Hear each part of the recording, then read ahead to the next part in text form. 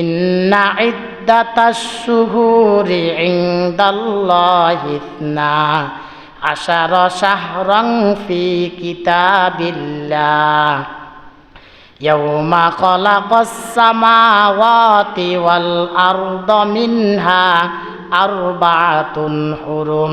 আল্লাহ তাআলা বলেন, আসমান সমূহ আর জমিন আমি যেদিন সৃষ্টি করেছি সেদিন থেকে আমি আল্লাহর বিধানে, আমি আল্লাহর নিয়মে বছর গণনায় মাসের সংখ্যা হচ্ছে 12টি। এই 12টি মাসের মধ্য থেকে মিনহা আরবাতুন হুরুম, 12টি মাসের মধ্য থেকে আমি আল্লাহ তাআলা 4টি মাসকে সম্মানিত করেছি। এখন প্রশ্ন হলো, কোন 4টি মাসকে আল্লাহ তাআলা সম্মানিত করেছেন? বুখারীর বর্ণনা একটি হাদিস এসেছে, নবীজি বললেন, ইন্নাজ জামানা কদ ইস্তাদারা কাহাইয়াতিহি ইয়াউমা খালাকাস সামাওয়াতি ওয়াল আরদা। বিশ্বনবী সাল্লাল্লাহু আলাইহি ওয়াসাল্লাম বলেছেন, আসমান আর জমিন সমূহ যে অবস্থার মধ্য দিয়ে সৃষ্টি হয়েছে, সময় এবং মাস আবার সেই অবস্থায় ফিরে গিয়েছে। অর্থাৎ আসমান আর জমিন যখন সৃষ্টি হয়েছিল তখন থেকে ইসনা আশারা শাহরান, তখন থেকে বছরে মাসের সংখ্যা হচ্ছে 12টি।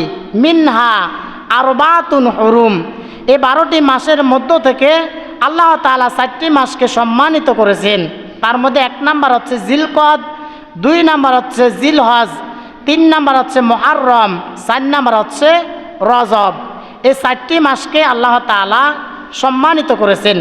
তাহলে মুহররম মাস সম্মানিত হওয়ার পিছনে 5টি স্পেশাল বৈশিষ্ট্য রয়েছে।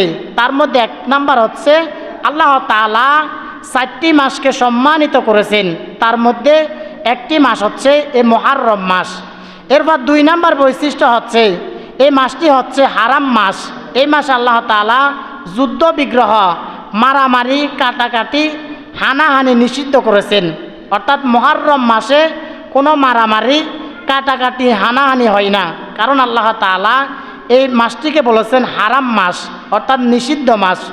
3 নাম্বার হচ্ছে রমজান মাসের পরে আল্লাহ তাআলার কাছে সবচেয়ে শ্রেষ্ঠ মাস হচ্ছে মুহররম মাস। 4 নাম্বার হচ্ছে এই মুহররম মাসে নফল রোজা রয়েছে। বিশ্বনবী সাল্লাল্লাহু আলাইহি ওয়াসাল্লাম বুখারীর বর্ণনা একটি হাদিস এসেছে, আন আবি হুরায়রা রাদিয়াল্লাহু তাআলা আনহু قال قال রাসূলুল্লাহ সাল্লাল্লাহু আলাইহি ওয়াসাল্লাম। হযরত আবু হুরায়রা রাদিয়াল্লাহু তাআলা আনহু হাদিসটি বর্ণনা করেছেন। তিনি বললেন, রাসূল সাল্লাল্লাহু আলাইহি ওয়াসাল্লাম বলেছেন, আফদলুস সিয়ামি বাদা রমাদান শাহরুল্লাহিল মুহররম। নবীজি বললেন, রমজান মাসের পরে আল্লাহর কাছে সবচেয়ে শ্রেষ্ঠ মাস, সবচেয়ে উত্তম মাস হলো মুহররম মাসের নফল রোজা রাখা। সুবহানাল্লাহ। অর্থাৎ রমজান মাসের পরে যেই মাসের রোজা সবচেয়ে বেশি ফজিলত রয়েছে, যেই মাসের রোজা সবচেয়ে বেশি দামি, সেটি হচ্ছে মুহররম মাসের রোজা। এরপর 5 নাম্বার হচ্ছে এই মাসটি হচ্ছে ইসলামী ক্যালেন্ডারের প্রথম মাস।